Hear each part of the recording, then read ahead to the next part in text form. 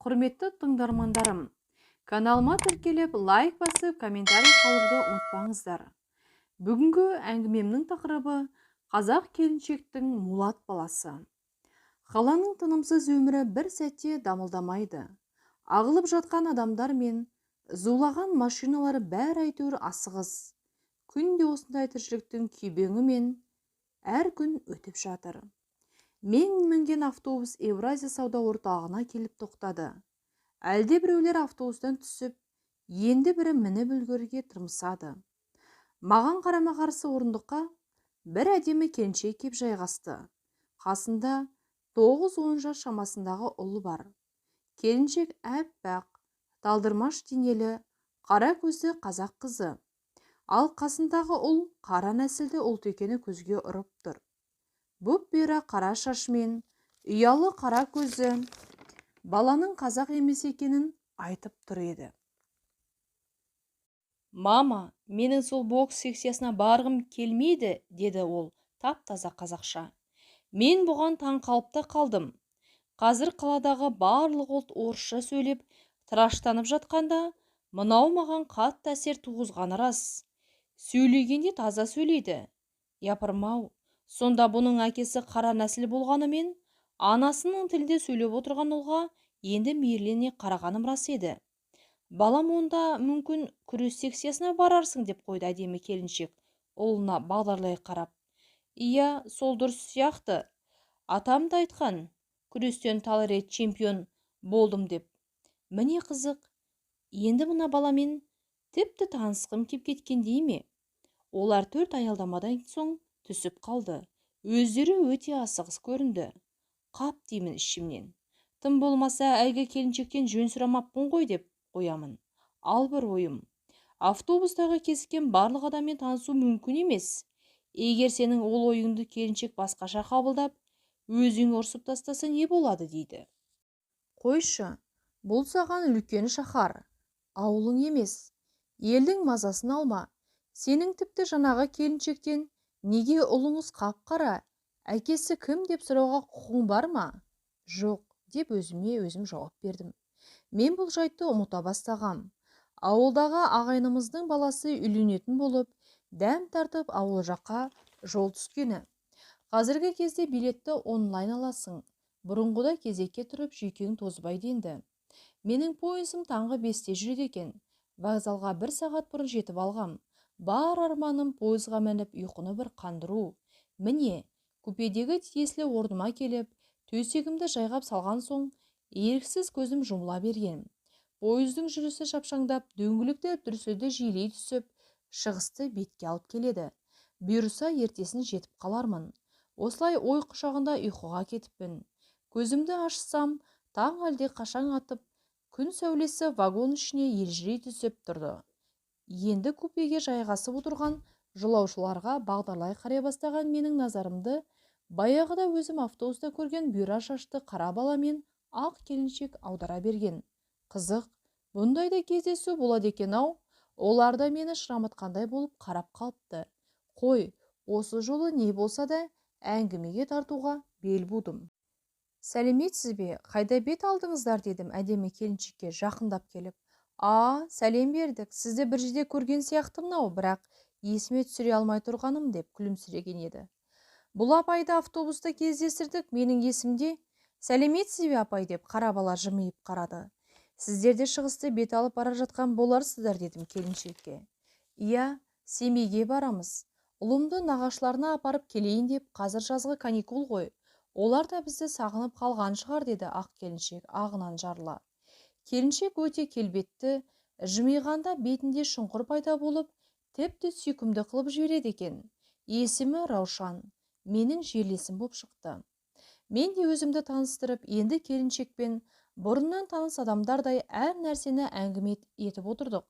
Бірақ көзім қараулыға түсе бергенін сезіп отырған Раушан маған: таңғы шай ішуге қалайсыз жерлес, деп жымия қараған.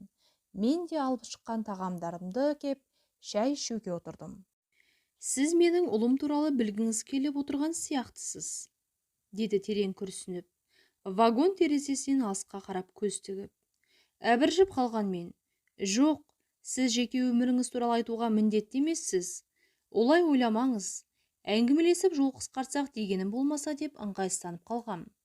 Бұл кезде Раушанның ұлы терезеден табиғаттың әсем көрінісін қызықтап тамбурда тұрған. Жып-жылтыр бұйра шашы күн сәулесінен құлпырып әдемі көрінеді. Ақ келіншек ұлына: «Хуан, шай ішесің бе?»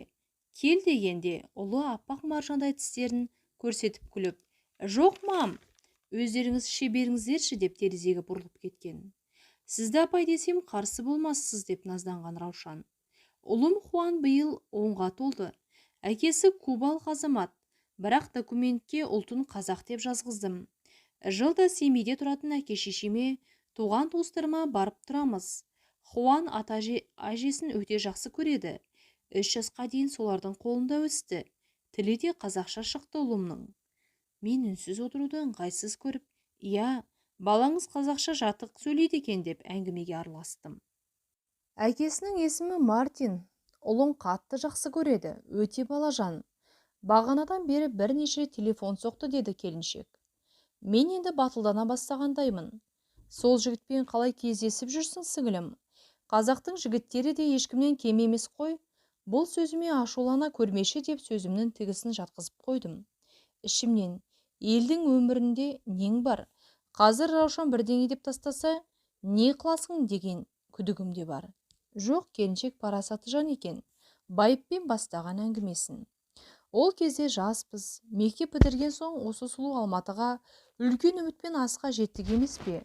Ойымыз оқуға түсіп, ата-ана ұстаздарымыздың еңбегін ақтау, сенімдерінен шығу болатын. Мына әлем бізге барлық мейірімімен жылуын төгіп тұрғанда еді-ау. Бағым жанып Казгудың журналистика факультетіне оқуға түсіп, төбем көкке жетпей жүрдім. Болашақ журналист болам деген сезім өзіме қанат байлап, көкке алып ұшатындай ма? Жатақханадан да орын алып, бақыттан басым айналып жүрген бір кез еді ғой. Алаңсыз өткен әр күніміз ерекше еді. Алдымызда не күтіп тұрғанын кім білген? Күзгі ауыл шаруашылық практикасынан келген студенттер бөлмелеріне жайғасып, жатақхана коменданты Сұлушаш апаймен жақсы танысып та қалдық. Менің бөлмемдегі 3 қыз әр облыстан келген. Жатсынбай бір-бірімізге бауыр басып та кеттік. Әңгімеміз бір таусылмайтын ол кезде. Алаңсыз өмір, шат күлкі, шығармашылықтың адамдары болған соң, өлең де, жыр да, әзіл де бізге жат емес. Кейде жатақханадағы жігіттерге арнап шымшыма өлеңдер шығарамыз. Біздің жатақхана кеш бата театрға айналып кететін. Небір көбік ауыз ақындар, артистер барау. Шабыт қысып, көпіре өлең оқып, ән салып, бірі күмбірлете домбыра тартып, гитараларын соққылап, студенттер ұйқыға кеш жататын. Өнер шабыт қысып барады бәрін. Әне бір бұйра шашты серікті бәрі Пушкин деп атайды.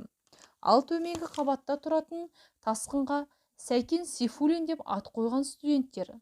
Мұртты әдемі жігіт ақын Сәкенге ұқсағысы келіп өзін кербез ұстайды. Онысы байқалып тұрады сырт адамға. Мақтау кімге жақпасын?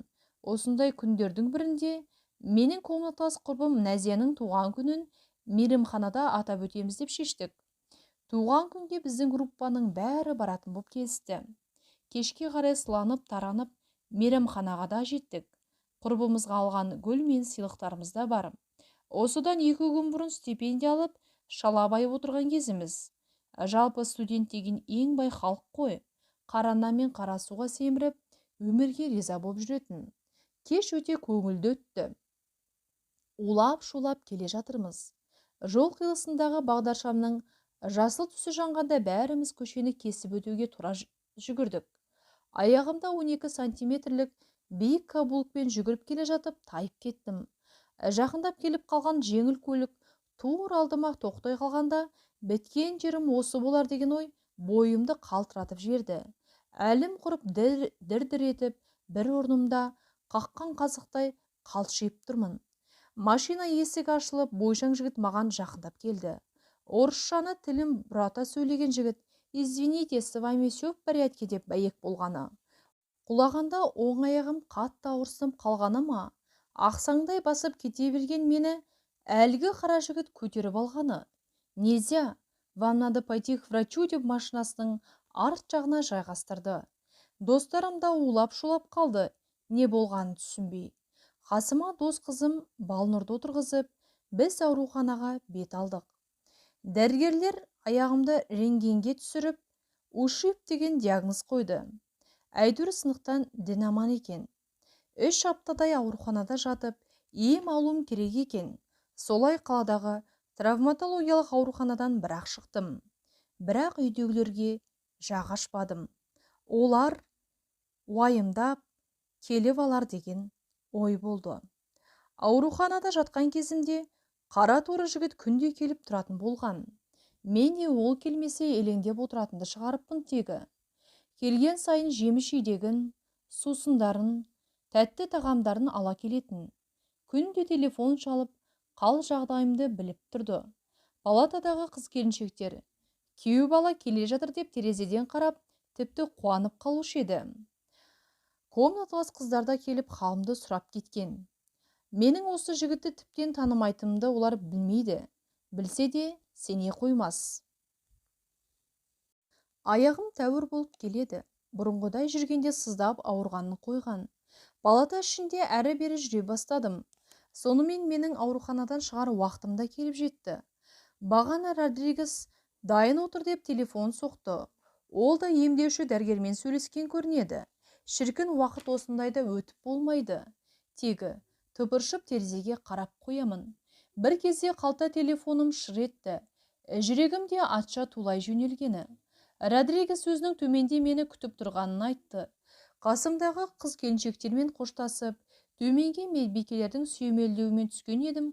Маған қарай құшағы гүлге толы ұмтылған жігітті көріп, бас изеп амандастым. «Все хорошо, да? Сперва ко мне домой» деп қара жігіт көлігіне отырғызып, менің ескі танысымда емін жарқын отыр. Мен оған кеспей жатақханаға апарып тастауын өтіндім. Кубалық жігіт Қазақстандағы елшілікте қызмет жасайтын көрінеді. Өзі ашық жарқын, күлгенде аппақ тістері жарқырай көрінеді. Орысша сөйлейді. Әрине, акценті анық көрініп тұрады адамға. Қап-қара бұйра шаштары мен қара көздері кісінің назарын өзіне аударып тұрады екен. Анасы орыс, әкесі кубалық жігіт, қазақтың қара торы жігіттеріне қатты ұқсайтын сияқты. Әкесі мен анасы сонау 80-ші жылдары Москвада өткен олимпиадада танысқан көрінеді. Қазақстанға келгеніне 3 жыл болыпты. Өзі Москвада оқыған. Содан университет бітірген соң Қазақстандағы елшілікке орналасыпты. Родригес енді маған жиі келетін болды. Келген сайын тәтті пәттілерін алып келеді. Қыздарды машинасымен қыдыртып, олармен де тіл табысып алды. Бірақ жатақхананың жігіттер маған енді жақтырмай, сыртымнан сөз етуді шығарған. Кейбіреуі, саған қазақ жігіттері жетпеді ме, намысың жоқ екен деп ашық айтып, қырын қарай бастаған. Мен ешкімге өзімнің адалдығымды айтып ақталып жатпадым. Олардың қағытпа сөздерін елемейтін болдым. Родригес келмей қалса іздеп тұратын болдым. Телефон шалуға намысым жібермейді. Бұл не? Махаббат па? Әлде бір өтпелі сезім бе? Әйтеуір белгісіз сезім жүрегімді жаулап алғандай. Мұны қаптап жүрген қазақ жігіттерінен өзіме лайықты жан таппағаным ба деп түнді ұйқысыз өткізетін кездерім жиілеп кеткендей. Менің туған күнім көктемнің көгілдір мамыр айында еді. Комнаталас қыздар өз комнатамызда атап өтпекшіміз. Ресторанға барамыз деп аузымыз күйіп қалды емес пе? Қыздар ұйқыларынан ерте тұрып, дайындыққа кірісіп те кеткен. Бірі дүкеннен керек жарақтасып, енді бірі базардан салатқа керекті заттарды алып, әбден әбігерге түскен. Кешке қарай стол басына отыра бергеніміз сол еді, бір құшақ қызғалдақты көтеріп, кубалық қара жігіт келіп тұр. Өзі өте көңілді көрінді. Қорапшаға салынған алтын алқаны мойныма тағып бетімнен сүйіп алғаны. Қыздар ду етіп қол шапалақтап жіберді. Жігітім торты мен әкелген базарлықтарын ұсынып, сыйлыққа бәрімізді қарық қылды. Осыдан кейін екеуміздің арамыз күн сайын жақындай берді. Бірде жігітім үйленуге ұсыныс жасады. Мен көп ойландым. Ата-анам рұқсат бере қоймас. Туған туыстар не дейді деп ой құшағында жүрдім. Дегенмен қазақи отбасында тәрбиеленген мен үшін басқа ұлтқа тұрмысқа шығу жат боп көрінді. Ақырында каникулға барғанымда анама шет жағасын жеткіздім. Басында анам: «Құдай-ау, саған бір мұсылманның жігіті табылмады ма? Ел не дейді? Әкеңе қалай айтамын?» деп көп қиналған. Отбасында бір ұл бір қыз едік. Бауырым ол кезде мектепте оқып жүрген.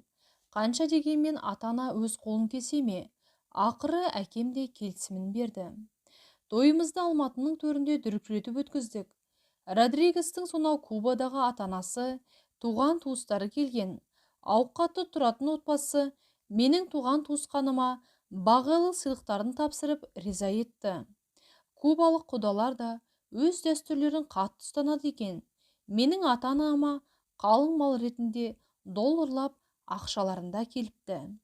Бүгінде күйеуімнің жеке бизнесі бар. Қазақша мақал мәтелдеп сөйлейді. Кейіннен осы Астанаға көшіп келдік.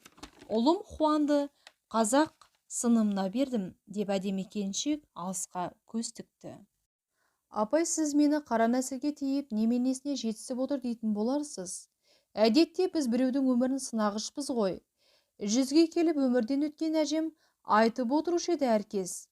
Адам шыр етіп дүниеге келгенде тағдыры маңдайына жазылып туады деп. Менің маңдайыма жазылғаны осы болар деп маған мөлдірей қараған. Тағдырдың жолы мына жүрдек пойыздың жолындай тарам-тарам екен-ау. Діттеген жері бір болғанымен, тағдыры сан қилы жолаушылар кетіп бара жатыр деп мен де алысқа көз тіктім.